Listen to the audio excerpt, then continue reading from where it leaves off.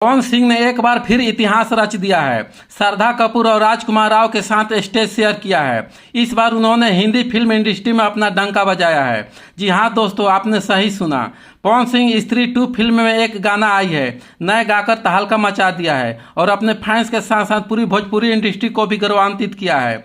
आपको बता दें कि लखनऊ में इस गाने का इवेंट भी रखा गया था, जिसमें पवन सिंह, श्रद्धा कपूर, राजकुमार राव और फिल्म के अन्य सदस्य भी मौजूद थे।